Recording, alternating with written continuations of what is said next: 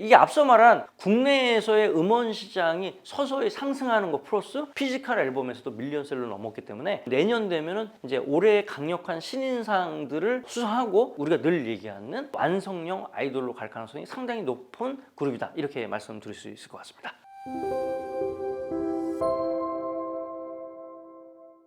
안녕하세요. K-POP 1타 강사 최광호, 오늘도 인사드리도록 하겠습니다. 자, 이제 연말이 다가오죠? 연말이 다가오면 우리 K-POP 산업 내에서도 한 해를 정리하는 다양한 시상식들이 존재합니다. 그래서 오늘은 특별히 하반기에 상을 받을 수도 있는 아티스트 중에 한 아티스트를 저희가 한번 선정해 봤습니다. 이름이 뭡니까? 바로 라이즈. 올해 루키죠? 신인입니다. 신인이기 때문에 이들이 만약에 상을 받는다면 어떤 상을 받을까요? 신인상을 받는 거죠. 올해는 또 걸출한 신인 가수들이 많이 나왔어요. 그래서 경쟁도 치열합니다. 그 중에 후보로 뽑았을 때 없어서는 안 되는 그룹, 바로 라이즈에 대한 오늘 자세한 분석을 통해서 올 하반기에 펼쳐질 시상식, 그리고 이제 내년 초에 개최될 저희 서클 차트 뮤직 어워즈의 향방에 대해서 조심스럽게 예견해보는 시간을 갖도록 하겠습니다. 지금부터 시작하겠습니다. 자, 라이즈 데뷔는 2023년 9월 4일 날 했어요. 소속은 SM 엔터테인먼트. 팬덤 이름 뭡니까? 브리즈입니다. 브리즈. 그리고 이제 라이즈가 올해 그다음 내년 초에 저희 시상식 같은 데서 상을 많이 받는다. 그러면 여기다 뭘 써야 되는 거야? 이렇게 쓰는 거지.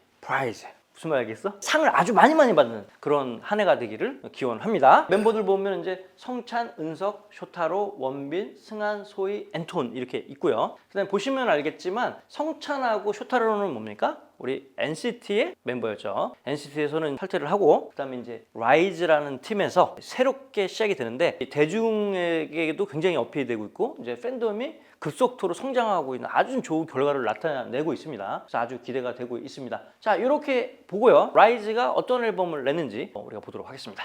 2023년 9월 4일 이 게러기타, 이게 데뷔 앨범이라고 보시면 됩니다. 근데 이제 그 전에 앞서서 2024년 8월 21일 메모리스라는 이제 앨범, 이제 곡을 가지고 약간 프리 데뷔 성격으로 앨범을 발매한 바 있어요. 그 이후에 9월 4일 날 게러기타가 나왔고, 그 다음에 2023년 10월 27일에 턱 섹시라는 또 싱글이 나왔어요. 11월 4일, 이게 공교롭게 제 생일이네요. 11월 4일 날 실룩이라는 애니메이션 OST를 발매를 한 바 있고요. 마지막에 11월 9일 날 게러기타 잉글리시 버전이 나왔어요. 요즘에 뭐 이렇게 잉글리시 버전 또 많이 발매하고 그러니까 이렇게 총 이렇게 다양하게 짧은 기간이지만 여러 곡들이 나왔는데 이 곡에 대한 성적 분석을 지금부터 해보도록 하겠습니다. 첫 번째는 국내 50일간 유니크 리스너 추이를 제가 분석해 보도록 하겠습니다. 여기 보시면 알겠지만 아무래도 데뷔곡이든 게러기타가 반응이 제일 좋아요. 주황색으로 표기된 게러기타, 여기를 이제 중점적으로 보도록 할게요. 자, 아시겠지만 남자 아이돌의 첫 데뷔 앨범의 디지털 성적은 참 좋기가 어려울 수 있어요. 그리고 그 앨범의 최고 성적은 대부분 첫날이나 둘째 날 찍고 갑자기 급 하강하는 패턴을 보이기 마련인 거죠. 그래서 사실 신인상도 그렇고 주목받는 아이돌로 데뷔하기 위해서는 그만큼 음원 차트 성적이 너무 중요해요. 왜? 음원 차트 성적이 좋은 남자 아이돌이 그렇게 많지가 않으니까. 그렇죠? 기대 수준이 여자 아이돌과 비교해서 좀 낮은 건 맞아요. 근데 그럼에도 불구하고 이 그래프를 잘 보면 어떻습니까? 이게 50일간 유니크 리스너, 거의 2달 동안의 추이를 분석을 해봤는데요. 여기 보시면 처음에 시작할 때는 남자 아이돌 중에서 그나마 인지도 있는 기획사에서 나왔을 때 하는 데뷔 정도의 트래픽을 내보였어요. 제가 볼 때는 이게 한 7만 정도 되는 것 같은데 50일간을 가면서 여기 보시면 약 38일, 39일 사이, 요때 피크점을 찍어요. 이런 그래프는 어떻게 보면 이제 우리가 알고 있는 발라드라든지 이지 리스닝 개념의 어떤 대중적인 노래들에서 나타내는 그래프예요.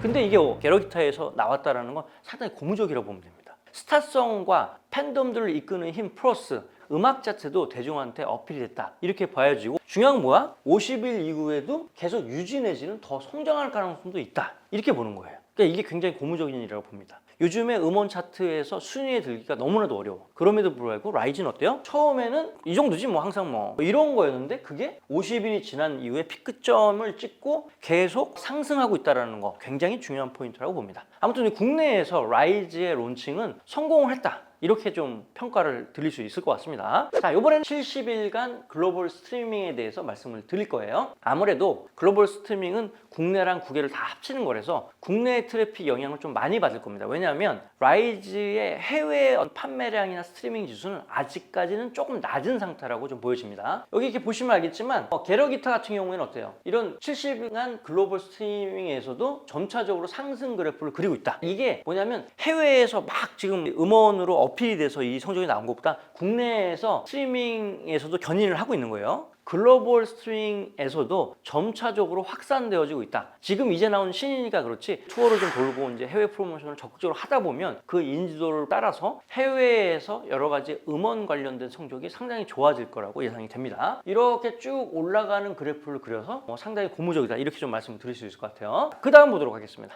다음은 틱톡 조회수 탑 10 국가 발매 후 4주 누적에 대해서 설명을 좀 드리도록 하겠습니다. 이걸 또 하는 이유가 있어요. 이 게러기타가 한국을 중심으로 해서 서서히 디지털 음원 성적이 좋아지게 된 계기는 이들의 여기 안무나 이런 게 상당히 어려웠다고 해요. 이 어려운 안무를 이렇게 사람들이 재밌게 따라하면서 바이럴이 어느 정도 됐다고 합니다. 게러기타 같은 경우에는 지금 틱톡 조회수 순위를 보면 1위 국가가 어디입니까? 우리 항상 K-팝 하면은 최고 강국 중에 하나죠. 인도네시아가 1위를 했고, 자 여기 보면 2위가 누굽니까? 일본이에요. 일본이라는 거죠. 자 여기 멤버 중에 일본인 멤버가 있죠. 이름이 뭐죠? 쇼타로가 있기 때문에 일본에서 아마 어필이 됐을 것 같고, 그 다음에 한국, 그 다음에 미국에서도 좀 인지도가 있고, 5위는 태국, 6위는 필리핀, 말레이시아, 멕시코, 베트남, 브라질 뭐 이런 순서예요. 보통 대부분의 가수들의 분포도와 비슷한 형태를 보여주고 있다. 그리고 턱섹시는 되게 또 이색적으로 뭐냐면 미국 1위야.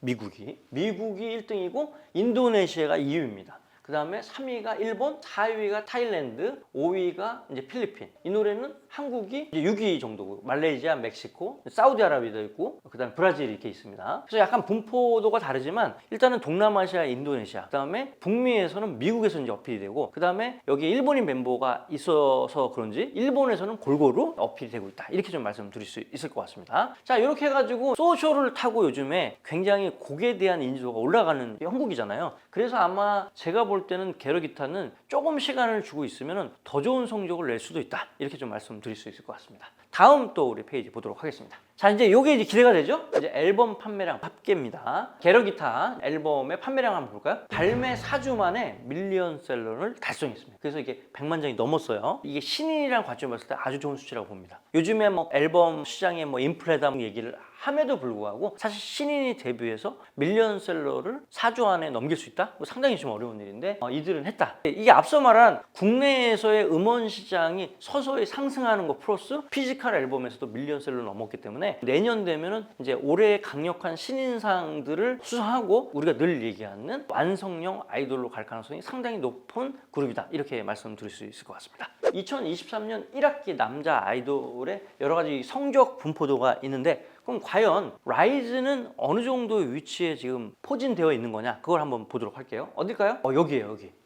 자, 이 얘기는 뭐냐, 데뷔하면 여기에 뭐 무지하게 있는 거야. 근데 이게 뭐예요? 지금 섹터 자체는 뭐냐면 완성형 아이돌 섹터에 이미 들어가 있는 거죠. 앨범도 밀리언셀러를 했지, 음원 차트도 어때요? 굉장히 좋은 거죠, 이 정도면.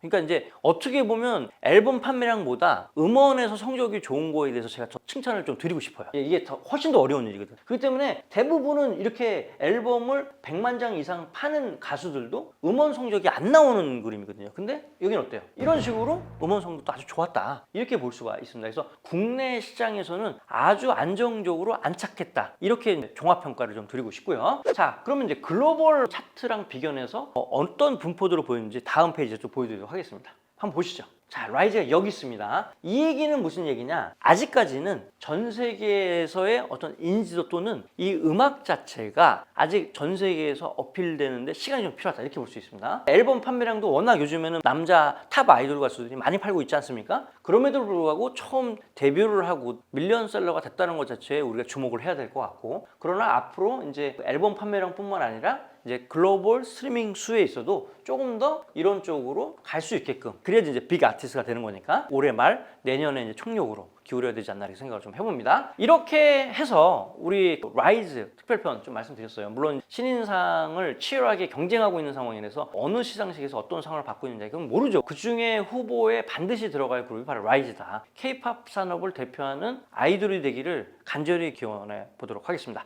자, 지금까지 시청해 주셔서 감사드리고요. 항상 구독, 좋아요, 알림 설정까지 부탁드리겠습니다. 저는 다음 시간에 찾아뵙도록 하겠습니다. 감사합니다.